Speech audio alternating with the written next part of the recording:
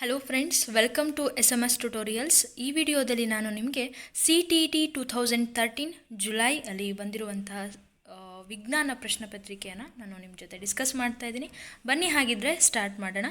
61 question ಏನಿದೆ ಅಂತಂದರೆ, the steps required for the conversion of kitchen garbage into manure are given below in a jumbled form. ಅದನ್ನು ನೀವು correct ಸ್ಟೇಟ್ಮೆಂಟಲ್ಲಿ ಬರೆದ್ರಾಯಿತು. 4 ಸ್ಟೆಪ್ಸ್ಗಳನ್ನು ಕೊಟ್ಟಿದ್ದಾರೆ. Option ಈ ರೀತಿಯಾಗಿದೆ. ನಿಮಗೆ ಯೂಶ್ವಲಿ CTETಲಿ ಈ ಥರ ಪ್ರಶ್ನೆಗಳು ಹೆಚ್ಚಾಗಿ ಕೇಳ್ತಾರೆ, ಸ್ವಲ್ಪ ಕನ್ಫ್ಯೂಸ್ ಮಾಡಬೇಕು ಅಂಥೇಳಿ. ಬಟ್ ನೀವು ಕನ್ಫ್ಯೂಸ್ ಆಗಬಾರ್ದು. ಯಾವಾಗ ನೀವು ಕಾನ್ಸೆಪ್ಟ್ಸನ್ನು ಚೆನ್ನಾಗಿ ಓದಿರ್ತೀರೋ ಆಗ ಈಸಿಲಿ ಯು ಕ್ಯಾನ್ ಡೂ. ನೀವು ಇದನ್ನು ಸಾಯಿಲ್ ಚಾಪ್ಟ್ರಲ್ಲಿ ನೋಡ್ಬೋದು. ಹಾಗೆ ಗ್ಯಾರ್ಬೇಜ್ ಇನ್ ಆ್ಯಂಡ್ ಔಟ್ ಏನಂತ ಏನಿದೆಯಲ್ಲ ಅದ್ರ ಬಗ್ಗೆ ನಾಲೆಜ್ ಇತ್ತಂತಂದರೆ you can easily select the answer. First ಏನು ಮಾಡ್ತೀವಿ, ಇಲ್ಲಿ ಕಾಮನ್ ಆಗಿ ನಿಮಗೆ ಕನ್ಫ್ಯೂಷನ್ ಆಗ್ತಿದೆ ಅಂತಂದರೆ ಫಸ್ಟ್ ಗೋ ವಿತ್ ಆಪ್ಷನ್. ಎಲ್ಲ ಆಪ್ಷನಲ್ಲೂ ನೋಡಿ ಫಸ್ಟ್ ಆಪ್ಷನ್ ಏನಿದೆ ಬಿ ಅಂತಿದೆ. ಹಾಗಿದ್ರೆ ಫಸ್ಟ್ ಆಪ್ಷನ್ ಈಸ್ ಬಿ ಪಕ್ಕ, ಅದನ್ನು ಬಿಟ್ಟು ಉಳಿದಿದ್ದು ನೋಡಿ ಅಂತ. Cover the bottom of the pit with sand. Okay, first step clear ಆಯಿತು. ಈಗ ಬಾಟಮನ್ನು ನಾವು ರೆಡಿ ಮಾಡ್ಕೊಂಡು ಆದಮೇಲೆ ಈಗ ಹಾಗಿದ್ರೆ ಡೆಫಿನೆಟ್ಲಿ ಏನು ಮಾಡಿರ್ತೀವಿ, ಕಸವನ್ನು ಹಾಕ್ತೀವಿ. Put the garbage in it. A ಎಲ್ಲಿದೆ, 2 ಆಪ್ಷನಲ್ಲಿದೆ. ಹಾಗಿದ್ರೆ A and C is the option. ಮುಂದೆ ನೋಡೋಣ. ಈಗ A ಆ್ಯಂಡ್ C ಅಂತಂದರೆ ಈಗ C ಫಸ್ಟ್ ಬರುತ್ತಾ D ಫಸ್ಟ್ ಬರುತ್ತಾ ಅನ್ನೋದನ್ನು ನೋಡಬೇಕು. Cover the pit. ಈಗ ಹಾಗಿದ್ರೆ ಫಸ್ಟ್ ನಾವೇನು ಮಾಡಿದ್ವಿ, ಪಿಟ್ಟನ್ನು ಹಾಕಿದ್ವಿ. ಪಿಟ್ಟಿಗೆ ಇವಾಗ ನಾವು loosely with a grass and or a gunny bag. ಅದಕ್ಕಿಂತ ಮುಂಚೆ ನಾವು ವಾರ್ಮ್ಸ್ಗಳನ್ನು ಹಾಕ್ತೀವಿ. ಮಣ್ಣು ಲೂಸಾಗಿರಬೇಕು. ಹಾಗೆ ವಾರ್ಮ್ಸ್ಗಳು ಮೂಮೆಂಟಿಗೆ ಹೆಲ್ಪ್ ಆಗಬೇಕು. ಆನಂತರ ಈಗ ಪಿಟ್ಟನ್ನು ನಾವೀಗೇನು ಮಾಡ್ತೀವಿ, ಲೂಸ್ಲಿ ವಿತ್ ಅ ಗ್ಲಾಸ್ಗಳನ್ನು ಮೂಲಕ ಮುಚ್ತೀವಿ. ಅವ್ರ ಗನ್ನಿ ಬ್ಯಾಗ್ ಇದನ್ನು ಹಾಕ್ಬೋದು, ಯಾಕಂದರೆ ಅದು ಯಾವುದೇ ರೀತಿಯಾದಂಥ ಪೊಲ್ಯೂಟನ್ನು ಮಾಡೋದಿಲ್ಲ. ಹಾಗಾಗಿ ಇಲ್ಲಿ ಸರಿಯಾಗಿರುವಂಥ ಉತ್ತರ BADC. Done. BADC. Option 3 is the answer. 2 organisms ಇದ್ದಾವೆ. ಕ್ವಶನ್ಸನ್ನು ಅರ್ಥ ಮಾಡ್ಕೊಳ್ಳಿ, ಆಪ್ಷನ್ಸೇ ಬೇಡ ನಿಮಗೆ. ಸಮ್ಟೈಮ್ಸ್ CTETಲಿ 2 ಆರ್ಗ್ಯಾನಿಸಮ್ಸ್ ಇದ್ದಾವೆ, ಅವೆರಡು ಬೆಸ್ಟ್ ಫ್ರೆಂಡ್ ಆಗಿದ್ದಾವಂತೆ. And they are living together. One provide, ಅದರಲ್ಲಿ ಒಂದು ಏನು ಮಾಡ್ತಿದೆ, ಶೆಲ್ಟರನ್ನು ಕೊಡ್ತಿದೆ, ವಾಟರನ್ನು ಕೊಡ್ತಿದೆ, ನ್ಯೂಟ್ರಿಯೆಂಟ್ಸನ್ನು ಕೊಡ್ತಿದೆ ಫಾರ್ ಅದರ್. ಅದೆಲ್ಲ ತೊಗೊಂಡಿರುವಂತಹ ಆ ಒಂದು ಆರ್ಗನಿಸಮ್ ಇದಕ್ಕೆ ಫುಡ್ಡನ್ನು ಕೊಡ್ತಿದೆ. ಹಾಗಿದ್ರೆ ಈ ಒಂದು ಅಸೋಸಿಯೇಷನ್ ಆಫ್ ಆರ್ಗನಿಸಮ್ಸ್ಗೆ ನಾವೇನಂತ ಹೆಸರು ಹೇಳ್ತೀವಿ, ದಟ್ ಈಸ್ ಸಿಂಬಯೋಸಿಸ್, ಸಹಜೀವನ ಅಂಥೇಳಿ ಕರಿತೀವಿ. In the elementary canal. ಎಲ್ಲಿರುತ್ತೆ ಎಲಿಮೆಂಟರಿ ಕೆನಾಲ್? ಡೈಜೆಸ್ಟಿವ್ ಸಿಸ್ಟಮಲ್ಲಿ ನಾವು ನೋಡ್ತೀವಿ. ಇಲ್ಲಿ ನಾವು ಆಹಾರವನ್ನು ನುಂಗ್ತೀವಲ್ಲ, it is going to move downward.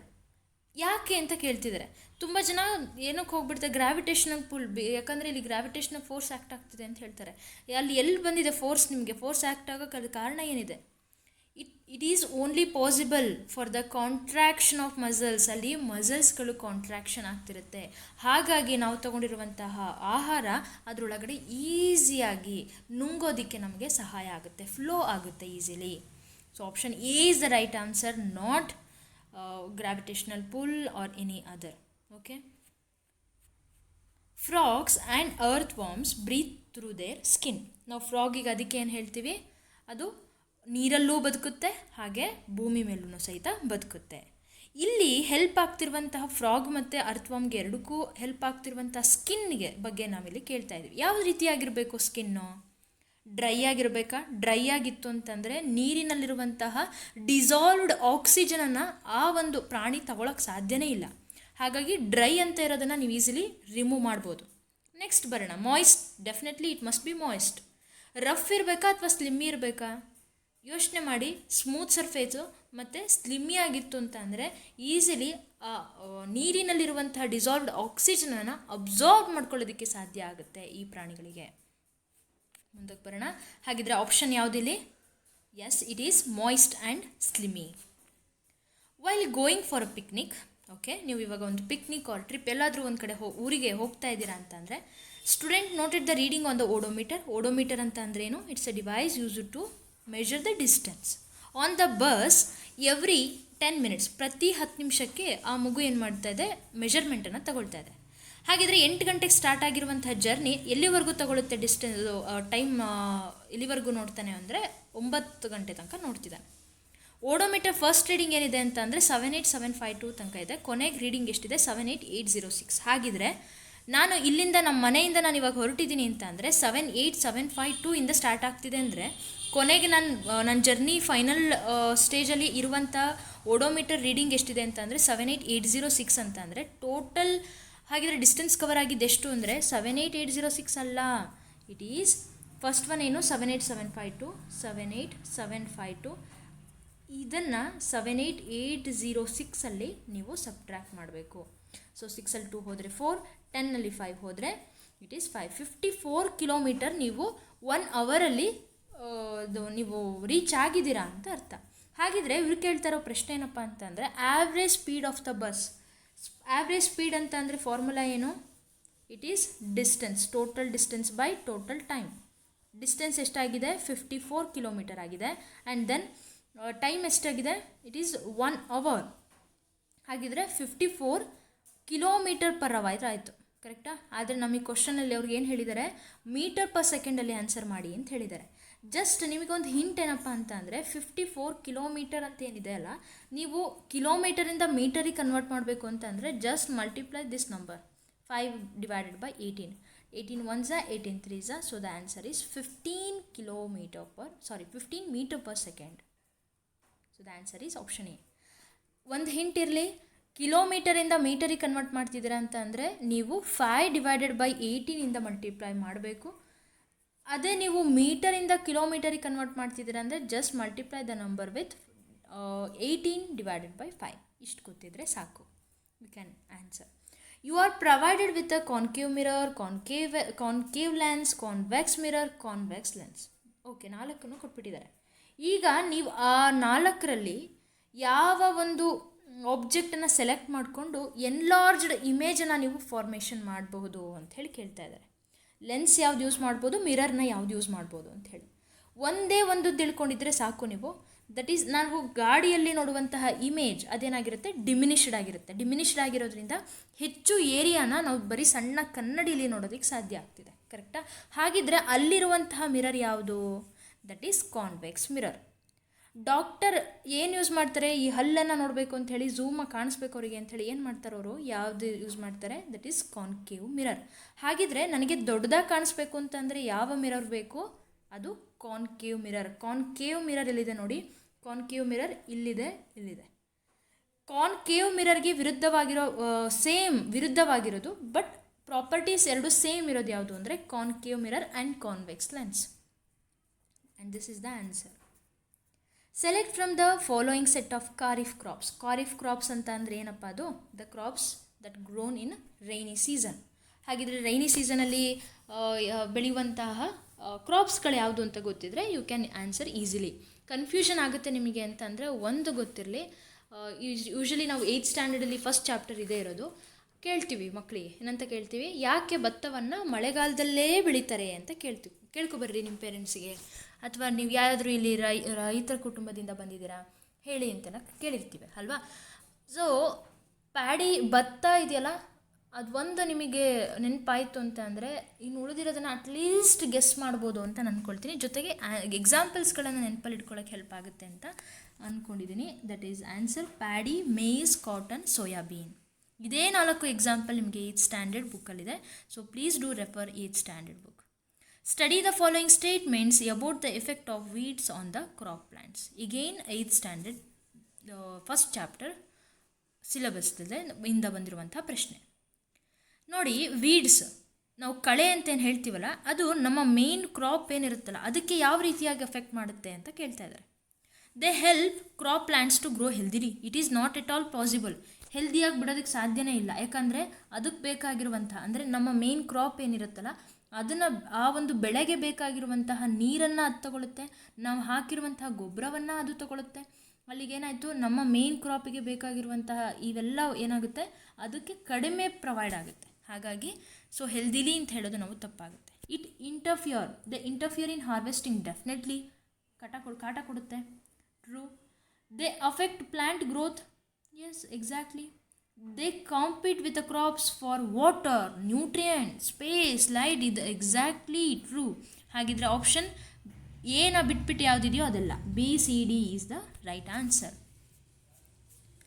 When we add aluminium foil to freshly prepared sodium hydroxide, ನೀವು ಗಮನಿಸಬೇಕು, ನಾವಿಲ್ಲಿ ತಗೊಳ್ತಾ ಇರೋದು ಅಲ್ಯೂಮಿನಿಯಂ ಅಂತ ಅಂದರೆ ಅದೇನು? It is a metal.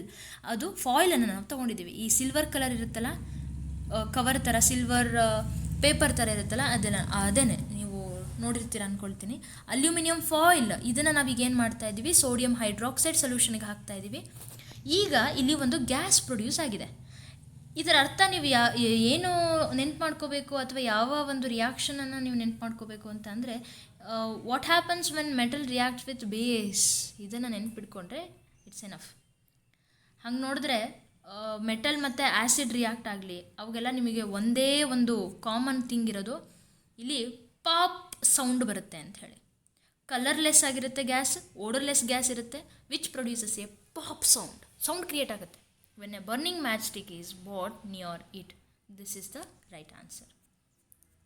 An aqueous solution of which of the following oxides will change the color of blue litmus to red? ಒಂದು ತಿಳ್ಕೊಂಡಿರಿ, blue litmus ಇದ್ದಿದ್ದು ರೆಡ್ ಆಗಬೇಕು ಅಂದರೆ, ರೆಡ್ ಲಿಟ್ಮಸ್ ಇದ್ದಿದ್ದು ಬ್ಲೂ ಆಗಬೇಕು ಅಂತ ಅಂದರೆ ಯಾವಾಗ ಸಾಧ್ಯ ಅನ್ನೋದು. ಬ್ಲೂ ಲಿಟ್ಮಸ್ ಇದ್ದಿದ್ದು ರೆಡ್ ಆಗುತ್ತೆ ಅಂದರೆ ಅದು ಆ್ಯಸಿಡ್ ಆಗಿರುತ್ತೆ, ರೆಡ್ ಲಿಟ್ಮಸ್ ಇದ್ದಿದ್ದು ಬ್ಲೂ ಆಗ್ತಿದೆ ಅಂತ ಅಂದರೆ ಅದು ಬೇಸ್ ಆಗಿರುತ್ತೆ. ಹಾಗಿದ್ರೆ ನಮಗಿಲ್ಲಿ ಕೇಳ್ತಾ ಇರೋದು ಏಕ್ವೆ ಸೊಲ್ಯೂಷನ್ ಅಂದರೆ ಅಲ್ಲಿ ನೀರಿನ ಪ್ರಮಾಣ ಒಂದು ಹೆಚ್ಚಿದೆ. ಇಲ್ಲಿ ಯಾವ ಆಕ್ಸೈಡು ನಿಮಗೆ ಬ್ಲೂ ಇಂದ ರೆಡ್ಡಿಗೆ ಕನ್ವರ್ಟ್ ಆಗುತ್ತೆ ಅಂತ. ಜಸ್ಟ್ ಥಿಂಕ್, ನೀವು ಇದಿಷ್ಟರಲ್ಲಿ ಯಾವ ಆ್ಯಸಿಡನ್ನು ನೋಡಿದ್ದೀರಾ, by using this magnesium hydroxide ನೋಡಿದ್ದೀರಾ, ಅದು ಬೇಸ್ ಆಗುತ್ತೆ. ಸಲ್ಫೇಟ್ ನೋಡಿದ್ದೀರಾ, ಇವೆರಡನ್ನು ಅದು ಸಾಲ್ಟ್ ಆಗುತ್ತೆ. ಸಲ್ಫರ್ ಡೈಆಕ್ಸೈಡ್ ಏನಿದೆಯಲ್ಲ, ಇದು H2SO4 ಫಾರ್ಮೇಷನ್ ಮಾಡಬಹುದು. ಸಲ್ಫ್ಯೂರಿಕ್ ಆ್ಯಸಿಡ್ ಇದ್ದಾಗ ಮಾತ್ರ ಬ್ಲೂ ಟು ರೆಡ್ ಫಾರ್ಮೇಷನ್ ಆಗೋದು. ವೆನ್ ಸಲ್ಫರ್ ಡೈಆಕ್ಸೈಡ್, ಈಗ ಇದನ್ನು ನಾವು ವಾಟರ್ನಲ್ಲಿ ಡಿಸಾಲ್ವ್ ಮಾಡಿದ್ವಿ ಅಂತ ಅಂದರೆ ಆಗ ನಮಗೆ ಸಲ್ಫ್ಯೂರಿಕ್ ಆ್ಯಸಿಡ್ ಫಾರ್ಮೇಷನ್ ಆಗುತ್ತೆ. H2SO3, ಒಂದು ಓ ಕಡಿಮೆ ಇದೆ, H2SO3 ಇದು ಏನು ಮಾಡುತ್ತೆ, ಬ್ಲೂನ ರೆಡ್ ಆಗಿ ಕನ್ವರ್ಟ್ ಮಾಡುತ್ತೆ. ಇಲ್ಲಿ ಕೊಟ್ಟಿರುವಂಥ ಪ್ರಶ್ನೆಯಲ್ಲಿ ನೀವು ನೋಡಬಹುದು ಎಕ್ಸಾಸ್ಟಿಬಲ್ ನ್ಯಾಚುರಲ್ ರಿಸೋರ್ಸಸ್ ಯಾವುದು ಅಂತ ಕೇಳ್ತಾ ಇದ್ದಾರೆ. ಹೇಳ್ಬಹುದಾ, ನ್ಯಾಚುರಲ್ ಗ್ಯಾಸ್, ಸನ್ಲೈಟ್ ಅಲ್ಲ, ದೆನ್ ವಾಟರ್ ನಾನು ಹೇಳೋಕ್ಕಾಗಲ್ಲ, ಮಿನರಲ್ಸ್ನ ಹೇಳೋಕ್ಕಾಗಲ್ಲ, ಬಟ್ ಸಾಯಿಲ್ ಅಲ್ಲ, ಇದು ಆ್ಯಕ್ಚುಲಿ ಆಯಿಲ್ ಇದೆ. ಆಪ್ಷನ್ ತಪ್ಪಾಗಿದೆ. Coal and oil is the correct answer. Which of the following statements is true about endemic species ಬಗ್ಗೆನೂ ನಿಮಗೆ ಸುಮಾರು ಕ್ವಶನ್ಸ್ಗಳು ರಿಪೀಟ್ ಆಗಿದೆ. ಈಸಿಲಿ ನೀವು ಆನ್ಸರ್ ಮಾಡ್ಬೋದು. ಇಲ್ಲಿ ನಾವು ಯಾವ ರೀತಿಯಾದಂತಹ ಒಂದು ಹ್ಯಾಬಿಟೇಟ್ಸ್ಗಳನ್ನು ನೋಡಬಹುದು. Not affected by destruction of their habitat, zoos, botanical gardens ಇರುತ್ತೆ. Found exclusively in a specific habitat, this is the correct way of finding the answer. ನೀವು ನೋಡ್ಬೋದು ಎಂಡಮಿಕ್ ಸ್ಪೀಷೀಸಲ್ಲಿ ಏನಾಗುತ್ತೆ ಅಂದರೆ ದೇ ಆರ್ ಫೌಂಡ್ ಎಕ್ಸ್ಕ್ಲೂಸಿವ್ಲಿ, ಎಲ್ಲಿರುತ್ತೆ, ಸ್ಪೆಸಿಫಿಕ್, ಅದಕ್ಕೆ ಹೀಗೆ ಇರಬೇಕು, ಆ ಒಂದು ಜಾಗದಲ್ಲಿ ನಾವು ನೋಡ್ಬೋದು. Which of the following pairs is related to the inheritance of characters? Inheritance, ಪೇರೆಂಟ್ಸ್ನಿಂದ ಆಫ್ ಸ್ಪ್ರಿಂಗ್ಸ್ಗಳಿಗೆ ಹೋಗುವಂತಹ ಕ್ಯಾರೆಕ್ಟರ್, ಅದನ್ನು ಕ್ಯಾರಿ ಮಾಡುವಂಥವ್ರು ಯಾರು? ಈಸಿಲಿ ಹೇಳ್ಬೋದು ಅಂತ ಅಂದ್ಕೊಳ್ತೀನಿ. That is chromosomes and jeans.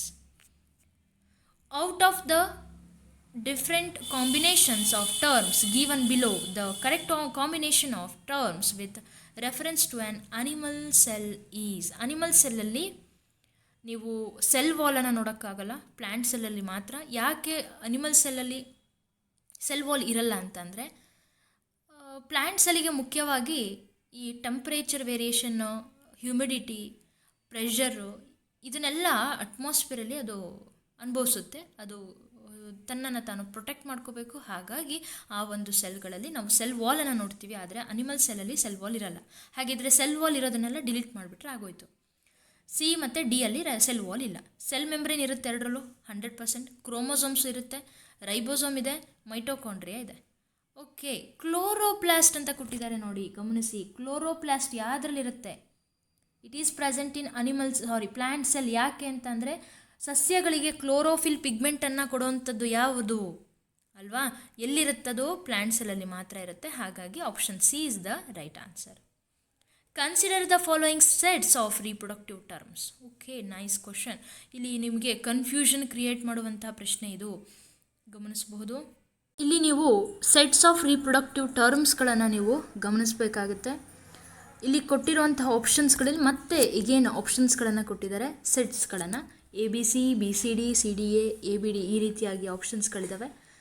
ನೀವು ಕಾಮನ್ ಆಗಿ ಕೊಟ್ಟಿರುವಂಥ ಆಪ್ಷನ್ಸ್ಗಳನ್ನು ರೀತಿಲಾದರೂ ಹೋಗ್ಬೋದು, ಆರ್ ವಿತ್ ಕಾನ್ಸೆಪ್ಟ್ ರೀತಿಲಾದರೂ ಹೋಗ್ಬೋದು. ಈ 3 ಆಪ್ಷನ್ಸ್ಗಳು ಸರಿಯಾಗಿದೆ. ಓವಲ್ಯೂಷನ್, ಎಗ್, ಓವಿಡಕ್ಟ್, ಯುಟರಸ್, ಇದು ಸೀರೀಸನ್ನೇ ನೀವು ಗಮನಿಸಬಹುದು. And it occurs in a female body. Sperm, testis, sperm ducts, penis, ಇದು ನೀವು ಮೇಲ್ ಬಾಡಿಲಿ ಗಮನಿಸಬಹುದು. And it is also in series. Menstruation, egg, oviduct, uterus, ಇದು ಸಹಿತ ಫೀಮೇಲ್ ಬಾಡಿಲಿ ನೋಡುವಂಥದ್ದು. ಡಿಫ್ರೆಂಟ್ ಟರ್ಮ್ಸ್ಗಳನ್ನು ಇನ್ಕ್ಲೂಡ್ ಮಾಡ್ಕೊಂಡಿದ್ದಾರೆ, ಹೌದಲ್ವಾ? ಇಷ್ಟು ನೀವು ಗಮನಿಸಬಹುದು. ಇಲ್ಲಿ answer BCD, option B is the right answer. Which of the following elements must be available in water for the metamorphosis of tadpoles. Metamorphosis ಅಂತ ಅಂದರೆ ಆ ಒಂದು ಫ್ರಾಗ್ ಏನಿರುತ್ತಲ್ಲ, ಒಂದು ಬೇಬಿಯಿಂದ ಅದೊಂದು ಅಡಲ್ಟ್ ಸ್ಟೇಜಿಗೆ ಟ್ರಾನ್ಸ್ಫಾರ್ಮೇಷನ್ ಆಗುತ್ತಲ್ಲ, that is called as metamorphosis. ಇದನ್ನು 8th ಸ್ಟ್ಯಾಂಡರ್ಡಲ್ಲಿ ನೀವು ನೋಡಬಹುದು. ಇಲ್ಲಿ ಮೆಟಾಮಾರ್ಫೋಸಿಸ್ ಆಗಬೇಕು ಅಂತ ಅಂದರೆ ವಾಟರ್ನಲ್ಲಿ ಯಾವ ಒಂದು element it is very essential ಅಂತ ಅಂದರೆ ಅದು ಅಯೋಡಿನ್. ಯಾಕೆ ಅಯೋಡಿನ್ ಇರಬೇಕು ಅಂತ ಅಂದರೆ it is a repeated question, ಮತ್ತೆ ಕೇಳಿದ್ದಾರೆ ನೆಕ್ಸ್ಟ್ ಇಯರ್ಸ್ಗಳಲ್ಲಿ. ಅಯೋಡಿನ್ ಯಾಕೆ ಇರಬೇಕು ಅಂತ ಅಂದರೆ ಥೈರಾಕ್ಸಿನ್ ಹಾರ್ಮೋನು ವರ್ಕ್ ಆಗದೆ in the presence of this iodine. Thyroxine hormone it is essential for metamorphosis of tadpoles. ಹಾಗಾಗಿ ಇಲ್ಲಿ iodine is the right answer. Which one of the following is not the objective of teaching of science at upper primary stage. ಇಲ್ಲಿ not ಅಂತ ಕೇಳ್ತಿದ್ದಾರೆ, first ಅದನ್ನು ಗಮನಿಸಬೇಕು. Developing question and enquiring skill. ಸೈನ್ಸಲ್ಲಿ ನೀವು ಈ ಒಂದು ಸ್ಕಿಲ್ಸನ್ನು ಬೆಳೆಸಿದ್ದಾದರೆ ಮಗು ಎಲ್ಲೋ ಹೆಂಗೋ ಬೆಳೆದುಕೊಂಡ್ಬಿಡುತ್ತೆ. ಟೆಕ್ನಾಲಜಿಕಲ್ ಸ್ಕಿಲ್ಸನ್ನು ಬೆಳೆಸೋದ್ರಲ್ಲಿ ತಪ್ಪಾಗುತ್ತಾ? Let's see. ಪ್ರೊಸೆಸ್ ಸ್ಕಿಲ್ಸ್ ಬೇಕು, ಸೈಂಟಿಫಿಕ್ ಲಿಟ್ರಸಿ ಬೇಕು. Technological skill it is not that much important ಅಂತ ಹೇಳಿ ನಾವು ಹೇಳ್ಕೋಬೋದು. National curriculum framework. Next ನಮ್ಮ NCF ಸ್ಟ್ರಾಂಗ್ಲಿ ರೆಕಮೆಂಡ್ ಮಾಡುತ್ತೆ ಫಾರ್ ಸೈನ್ಸ್ ಎಜುಕೇಷನ್. ಏನನ್ನು ರೆಕಮೆಂಡ್ ಮಾಡುತ್ತೆ? Prepare students for competitive examination. No. Help student to be emotionally balanced. ಇಲ್ಲಿ not ಅಂತೇನು ಕೇಳಿಲ್ಲ, ಸೊ ಈಸಿಲಿ ಇದು ಅಲ್ಲ. Help students to acquire computational skills. Maybe ಇರಬಹುದು, ತಪ್ಪೇನಿಲ್ಲ. Follow constructivistic approach. ಇದನ್ನು ಹೆಚ್ಚು ಒತ್ತನ್ನು ಕೊಡುತ್ತೆ NCF for teaching and learning of the subject. ನೀವು ಈ ರೀತಿಯಾದಂಥ ವರ್ಡ್ಸ್ಗಳನ್ನು ಹೆಚ್ಚು ಹುಡುಕಿದ್ರೆ ಈಸಿಲಿ ಗೇನ್ ಆಗುತ್ತೆ. Cognitive validity it's a repeated question. ನೀವು ಕರ್ನಾಟಕ TETಲೂ ಸಹಿತ ನೀವು ನೋಡ್ಬೋದು. ಸೈನ್ಸ್ ಕರಿಕ್ಯುಲಮಲ್ಲಿ ನಾವು ಕಾಗ್ನಿಟಿವ್ ವ್ಯಾಲಿಡಿಟಿನೂ ಸಹಿತ ಇನ್ಕ್ಲೂಡ್ ಮಾಡ್ಕೊಂಡಿರ್ತೀವಿ. ಯಾಕೆ? ಜ್ಞಾನಕ್ಕೆ ಸಂಬಂಧಪಟ್ಟಂತೆ ಇಲ್ಲಿ ಏಜ್ ಅಪ್ರಾಪ್ರಿಯೇಟ್ ಬೇಸಿಸ್ ಮೇಲೆ ಆಗಿರುತ್ತೆ. Age appropriate. ನಾವು ಮಗುವಿನ ಒಂದು ಏಜ್ನ ಬೇಸಿಸ್ ಮೇಲೆ ಅವನಿಗೆ ಎಷ್ಟು ಜ್ಞಾನವನ್ನು ತಗೊಳ್ಳೋದಕ್ಕಾಗುತ್ತೆ ಅದರ ಬೇಸಿಸ್ ಮೇಲೆ ನಾಲೆಜನ್ನು ಕನ್ಸ್ಟ್ರಕ್ಟ್ ಮಾಡ್ತಾ ಹೋಗಿರ್ತೀವಿ. ಕಂಟೆಂಟನ್ನು ಅದರ ಬೇಸಿಸ್ ಮೇಲೆ ಇಡ್ತಾ ಹೋಗ್ತೀವಿ. ಅಲ್ಲಿ ಕೊಟ್ಟಿರುವಂಥ ಆ್ಯಕ್ಟಿವಿಟೀಸು ಸಹಿತ ಅವನ ಒಂದು ಏಜ್ ಅಪ್ರಾಪ್ರಿಯೇಟ್ ಬೇಸಿಸ್ ಮೇಲೆ ಆಗಿರುತ್ತೆ. ಹಾಗಾಗಿ ಕಾಗ್ನಿಟಿವ್ ಎಬಿಲಿಟಿ ಅಂತ ಅಂದರೆ it is related with the age appropriate concept. Which of the following does not reflect the personality attribute of a person having scientific temper. Scientific ಮೆಥಡನ್ನು, scientific ಒಂದು ಬಿಹೇವಿಯರನ್ನು ಹೊಂದಿರುವಂಥ ವ್ಯಕ್ತಿಯಲ್ಲಿ ನಾವು ಯಾವ ಒಂದು ಗುಣವನ್ನು ನೋಡೋದಿಲ್ಲ. ಸೀಕಿಂಗ್ ಎವಿಡೆನ್ಸ್ಗಳನ್ನು ಹುಡುಕುವಂಥದ್ದು, ಸರ್ಚ್ ಮಾಡುವಂಥದ್ದು. ಎಸ್, ಡೆಫಿನೆಟ್ಲಿ ರ್ಯಾಷನಲ್ ಥಿಂಕಿಂಗ್ ಪಕ್ಕಾ. ಓಪನ್ ಮೈಂಡೆಡ್ನೆಸ್ ಇರಲೇಬೇಕು, ಆದರೆ ಬಯಾಸ್ಡ್ ಒಪಿನಿಯನ್ ಇರೋದಿಲ್ಲ. ಅವ್ರು ಹೀಗೆ ಇವ್ರು ಹೀಗೆ ಆಗಿರ್ಬೋದು, ಅಥವಾ if it is based on gender bias ಆಗಿರಬಹುದು, ಆರ್ ಎನಿಥಿಂಗ್, ಯಾವುದೇ ರೀತಿಯಾದಂತಹ ಬಯಾಸ್ಡ್ ಒಪಿನಿಯನನ್ನು ಅವನು ಕೊಡೋದಿಲ್ಲ. NCERT ಸೈನ್ಸ್ ಟೆಕ್ಸ್ಟ್ ಬುಕ್ಸ್ಗಳಲ್ಲಿ ನಾವು ನೋಡಿದ್ರಿ ಅಂತಂದರೆ it include large number of daily life related questions and daily life related ಆ್ಯಕ್ಟಿವಿಟೀಸ್ಗಳನ್ನು ಇಟ್ಟಿದ್ದಾರೆ. ಅದರ ಜೊತೆಗೆ ನೀವು ಗಮನಿಸಬಹುದು ಆನ್ಸರ್ಡ್ ಕ್ವಶನ್ಸ್ಗಳನ್ನು ಹಾಗೆ ಬಿಟ್ಬಿಟ್ಟಿದ್ದಾರೆ. ಆನ್ಸರನ್ನು ಕೊಟ್ಟಿಲ್ಲ, ಬಟ್ ಜಸ್ಟ್ ಕ್ವಶನ್ಸನ್ನು ಕೇಳಿ ಸುಮ್ಮನಾಗಿದ್ದಾರೆ. ಅದಕ್ಕೆ ಸರಿಯಾಗಿರುವಂಥ ಉತ್ತರ ಏನು ಅಂತಲೂ ನಾವು ಸಮ್ಟೈಮ್ಸ್ ತೊಂದರೆ ಒಳಗಾಗ್ತೀವಿ ಓದ್ತಾ ಇರುವಾಗ, ನೋಡಿರ್ಬೋದು ನೀವು. ಹಾಗಿದ್ರೆ ಯಾಕೆ ಹೀಗೆ ಮಾಡಿದ್ದಾರೆ ಅಂತ ಹೇಳಿ ಪ್ರಶ್ನೆ. ಇಲ್ಲಿ ನೀವು ನೋಡಬಹುದು teachers have a good pool of questions. ಹಾಗಿದ್ರೆ ಟೀಚರ್ಸ್ಗಳಿಗೆ ಅಸೆಸ್ಮೆಂಟಿಗೆ ಕ್ವಶನ್ಸ್ ಸಿಗಲಿ ಅಂತನಾ? No. Student can send these questions to scientist to get the answer ಅಂತನಾ? Teachers can use these questions for home assignment ಅಂತನಾ? ನಾಟ್ ಇಟ್ ಅಲ್ಲಿ, ಈಸಿಲಿ ನೀವು delete ಮಾಡಬಹುದು. Student can seek answer. Seek ಅಂತ ಅಂದರೆ search. They can search the answer to these question by exploring different resources. ಇದರಿಂದಾಗಿ ಮಗು ತನಗೆ ಬೇಕಾಗಿರುವಂಥ ನಾಲೆಜನ್ನು ಪಡ್ಕೊಳ್ತಾನೆ, ಅವನಿಗೆ ಆ ಇಂಟ್ರೆಸ್ಟ್ ಕ್ಯಾರಿ ಆಗುತ್ತೆ. While teaching the correct method of reading, a clinical method, the clinical thermometer to class 8 students. ಮುಂಚೆ ನೀವು syllabus ನೋಡಿರಬಹುದು, ಕ್ಲಾಸ್ 8 ಸ್ಟ್ಯಾಂಡರ್ಡ್ ಸಹಿತ ನೀವು ಥರ್ಮೋಮೀಟರ್ ಬಗ್ಗೆ ಇತ್ತು, ಈಗಿನ ಒಂದು ಸಿಲೆಬಸ್ಸಲ್ಲಿ ಇಲ್ಲ.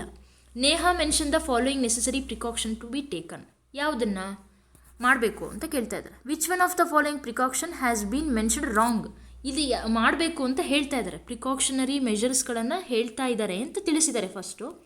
ಅದರಲ್ಲಿ ಆ ಒಬ್ಬರು ಟೀಚರು ಯಾವ ಒಂದು ಪ್ರಿಕಾಕ್ಷನನ್ನು ತಪ್ಪಾಗಿ ಹೇಳಿದ್ದಾರೆ ಅಂಥೇಳಿ ನಿಮಗೆ ಕೇಳ್ತಾ ಇರೋದು. ಡನ್, ಅರ್ಥ ಆಗ್ತಿದೆ? Yes. Thermometer should be washed with hot water before and after use. No, hot water ಅಲ್ಲ, ಏನು ಆ್ಯಂಟಿಸೆಪ್ಟಿಕ್ ಸೊಲ್ಯೂಷನನ್ನು ಯೂಸ್ ಮಾಡಿ ನೀವು ವಾಶ್ ಮಾಡಬೇಕು ಅಂತ ಹೇಳೋದವರು. Do not hold the thermometer by the bulb ಹತ್ರ ಇಡಬೇಡಿ. Exactly true. Ensure that before use the mercury level. Definitely ಅದನ್ನು ನಾವು 35 ಡಿಗ್ರಿ ಸೆಲ್ಸಿಯಸಲ್ಲಿ ಇದೆಯಾ ಅನ್ನೋದನ್ನು ಫಸ್ಟ್ ಚೆಕ್ ಮಾಡಿಕೊಂಡು ಆಮೇಲೆ ಯೂಸ್ ಮಾಡಬೇಕು. ಥರ್ಮೋಮೀಟರ್ನ ರೀಡ್ ಮಾಡಬೇಕು. Keeping the level of mercury along the line of sight. Yes, it is true. The section on activities and project included in exercise of NCERT. Activities and projects ಅಂತೇಳಿ after the ending of lesson ನೀವು ನೋಡಬಹುದು NCERT ಬುಕ್ಸ್ಗಳಲ್ಲಿ. Science text ಬುಕ್ಕಲ್ಲಿ ನೀವು ನೋಡ್ತೀರಾ. ಇದರ ಒಂದು ಉದ್ದೇಶ ಏನು? ಮಕ್ಕಳಲ್ಲಿ ಸೈಂಟಿಫಿಕ್ ನಾಲೆಜನ್ನು, ಆ ಒಂದು ಆ್ಯಟಿಟ್ಯೂಡನ್ನು ಬೆಳೆಸೋದಕ್ಕೋಸ್ಕರನೇ ಆಗಿರುತ್ತೆ. ಆದರೆ ಇಲ್ಲಿ ಕೊಟ್ಟಿರೋ ಆಪ್ಷನ್ ಯಾವುದು ಸರಿಯಾಗಿದೆ ಅಂಥೇಳಿ ನೋಡೋಣ. Enhancing in depth understanding of the basic concept ಇರಬಹುದು, ತಪ್ಪೇನಿಲ್ಲ. ಅವರಿಗೆ ಇರುವಂತಹ ಅಂಡರ್ಸ್ಟ್ಯಾಂಡಿಂಗ್ ಕೆಪಾಸಿಟಿನ ಇನ್ಕ್ರೀಸ್ ಮಾಡೋದು, ಎನ್ಹ್ಯಾನ್ಸ್ ಮಾಡೋದು ತಪ್ಪೇನಿಲ್ಲ. Keeping the students engage during vacations. No, ತಪ್ಪು. Assessing the students on practical skills. ಅಲ್ಲಿ ಅಸೆಸ್ಮೆಂಟ್ ಅಂತೇನಿಲ್ಲ, ಮಗುವಿಗೆ ಕೊಟ್ಟಿರೋದು ಅದನ್ನು ಮಾಡೋಕ್ಕೆ ಅಂತ ಹೇಳಿ. ಪ್ರೊವೈಡಿಂಗ್ ಆಪರ್ಚುನಿಟಿನ ಕಲ್ಪಿಸ್ಕೊಟ್ಟಿದ್ದಾರೆ to students for extended their learning. Extended activities ಅಂತ ನಾನೇನು ಹೇಳ್ತೀವಿ ನಾವು, ಅದನ್ನು ಬರೀ ಆ್ಯಕ್ಟಿವಿಟೀಸ್ ಅಲ್ಲ, ಎಕ್ಸ್ಟೆಂಡೆಡ್ ಆ್ಯಕ್ಟಿವಿಟೀಸ್ ಅಂತ ಕರಿತೀವಿ. ಯಾಕೆ?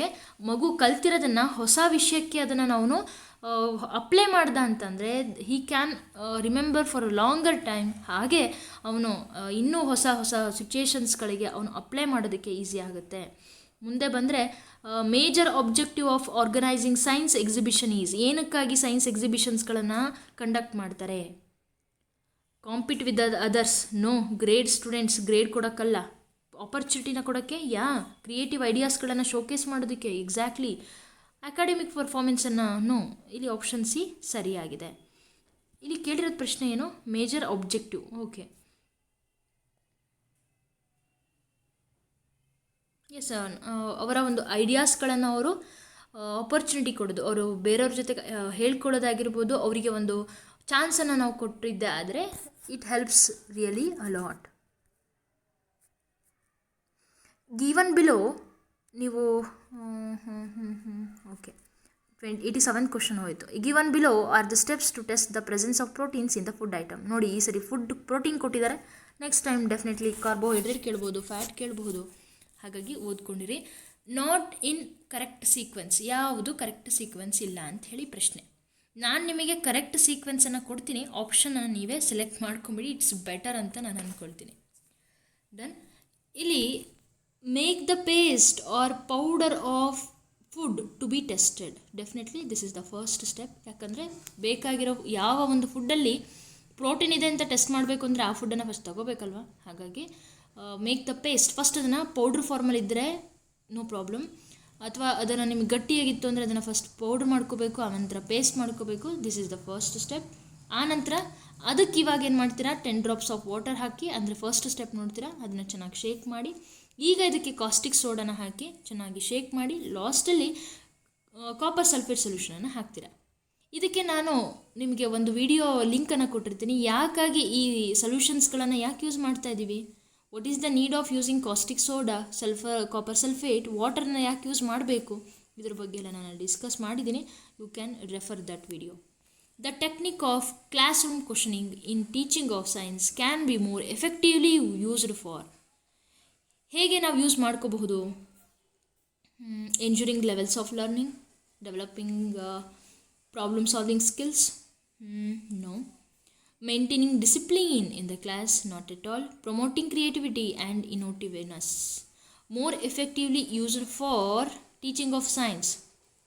ಇಲ್ಲಿ ನಾವು ಆಬ್ಜೆಕ್ಟಿವ್ ಬಗ್ಗೆ ಮಾತಾಡ್ತಿದ್ವಿ, ಟೆಕ್ನಿಕ್ಸ್ ಬಗ್ಗೆ ಮಾತಾಡ್ತಿದ್ವಿ ಅಂತ ಬಂದಾಗ ಲೆವೆಲ್ ಆಫ್ ಲರ್ನಿಂಗ್ ಬಗ್ಗೆ ಟೀಚರ್ಸ್ಗಾಗಿರಲಿ ಆರ್ ಪೇರೆಂಟ್ಸ್ಗಾಗಿರಲಿ it's is very essential to know about the levels of learning. ಅದ್ರ ಬಗ್ಗೆ ಹೆಚ್ಚು ಒತ್ತನ್ನು ಕೊಡೋದು ಒಳ್ಳೆಯದು. 4 ಜನ ಕ್ಯಾಂಡಿಡೇಟ್ಸ್ ಇದ್ದಾರೆ. ಅವರು ಇಂಟರ್ವ್ಯೂಗೆ ಹೋಗಿದ್ದಾರೆ for the post of science teacher. Demonstration for lesson that is present in 8th ಕ್ಲಾಸಲ್ಲಿರುವಂಥದ್ದು on the topic pressure exerted by liquids and gases. ಈ ಫೋರ್ಸ್ ಆ್ಯಂಡ್ ಪ್ರೆಷರ್ ಅಂತ ಚಾಪ್ಟರ್ ಇದೆ, ನೋಡಿರ್ಬೋದು. ಇಲ್ಲಿ ಈ ರೀತಿಯಾದಂಥ ಅಪ್ರೋಚಸ್ಗಳನ್ನು ಟೀಚರ್ಸ್ ಕೈಗೊಳ್ಳಬಹುದು ಅಂಥೇಳಿ ಕೊಟ್ಟಿದ್ದಾರೆ. Detailed explanation of related concept, explanation ಕೊಡುವಂಥದ್ದು by using black board, no. Use of charts for explanation of different concepts, no. Organization of hands-on student activities followed by discussion, yeah, we can use this method. Greater focus on classroom questions during the lecture, no. Option C ಸರಿಯಾಗಿರುವಂಥದ್ದು ಅಂತ ನನ್ನ opinion. So option C is the right one. Which of the following terms constitute the female part of the flower? ನಿಮಗೆ ಇದು important ಆಗುತ್ತೆ. Female part of the flower, male part of the flower, ಇದನ್ನು ನೀವು ಒಂದು ಕಡೆ ಬರೆದಿಟ್ಕೊಳ್ಳೋದು ತುಂಬ ಒಳ್ಳೆಯದು. Female part of the flower ಅಂತ ಅಂದರೆ ಯಾವುದ್ಯಾವ್ದಿರುತ್ತೆ? ಇಲ್ಲಿ ಸ್ಟಿಗ್ಮಾ ಇರುತ್ತೆ, ಓವೆರಿ ಇರುತ್ತೆ, ಆ್ಯಂಡ್ ದೆನ್ ಸ್ಟೈಲ್ ಇರುತ್ತೆ, ಆ್ಯಂಡ್ ದೆನ್ ನೀವು ಓವೆರಿ ಬಂತು, ಸ್ಟೈಲ್ ಬಂತು, ಓಕೆ, ಎಲ್ಲದು ಬಂತು. ಮೇಲ್ ಪಾರ್ಟ್ ಆಫ್ ದ ಫ್ಲವರ್ ಅಂತ ಬಂದರೆ ಅಲ್ಲಿ ಆ್ಯಂಥರ್ ಇರುತ್ತೆ. ಅಲ್ಲಿ ನೀವು ಮತ್ತು ಪೋಲನ್ ಗ್ರೈನ್ಸ್ಗಳನ್ನು ನೋಡಬಹುದು, ಹೌದಲ್ವಾ? ಈ ಒಂದು ಕಾನ್ಸೆಪ್ಟ್ಸನ್ನು ನೀವು ಬೇಗ ಬರ್ಕೊಳ್ಳೋದು ಒಳ್ಳೆಯದು. How many muscles work together to move a bone? ಒಂದು ಬೋನ್ ಮೂವ್ ಮಾಡಬೇಕು ನಾವು ಅಂತಂದರೆ how many muscles are required ಅಂತ ಕೇಳ್ತಿದ್ದಾರೆ. ಇಷ್ಟು ದಿನ ನಾವು ಆ್ಯಕ್ಚುಲಿ ತುಂಬ ಡಿಸ್ಕಷನ್ ಮಾಡ್ತಾನೆ ಇದ್ವಿ ಈ ಕ್ವಶನ್ಗೆ. ಅದರಲ್ಲಿ ಟೂ ಮಸಲ್ಸ್ ಅಂತಲೇ ಇರ್ತಿತ್ತು. ಬೇಸಿಕಲಿ ಏನಾಗುತ್ತೆ ಅಂದರೆ 4 muscles are required for to work bone. ಅಂದರೆ ಅದನ್ನು ಮೂವ್ ಮಾಡೋದಕ್ಕೆಲ್ಲ ನಮಗೆ 4 ಮುಖ್ಯವಾಗುತ್ತೆ. ಸೊ 4ಅನ್ನು ನೀವು ಎಲ್ಲ ಕಡೆ ಮೆನ್ಷನ್ ಮಾಡೋದು ಇಟ್ಸ್ ಬೆಟರ್, ನನ್ನ opinion. Choose the set that represents only the biotic component of habitat. Living ಯಾವುದಿದೆ ನೋಡ್ಬೋದು. ರಾಕ್ಸ್ ಅಲ್ಲ, ಫಸ್ಟ್ ಆಪ್ಷನ್ ರಾಕ್ ಬಂದೋಯ್ತು, ಸ್ಯಾಂಡ್ ಬಂದೋಯ್ತು, ಅಲ್ಲ. ದೆನ್ ಸಿ ಆಪ್ಷನಲ್ಲಿ ಗ್ರಾಸ್ ಬಂದಿದೆ, ಅಲ್ಲ.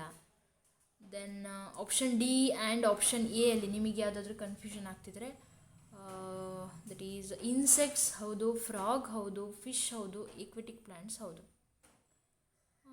ವಾಟರ್ ಕೊಟ್ಬಿಟ್ಟಿದ್ದಾರೆ ಆಪ್ಷನ್ ಡಿ ಅಲ್ಲಿ, ಹಾಗಾಗಿ option B is the right answer. ಇಲ್ಲಿವರೆಗೂ ನೀವು ನೋಡಿದ್ದು ಸೈನ್ಸ್ 2013 ಜುಲೈ CTET ಸೈನ್ಸ್ ಪಾರ್ಟನ್ನು.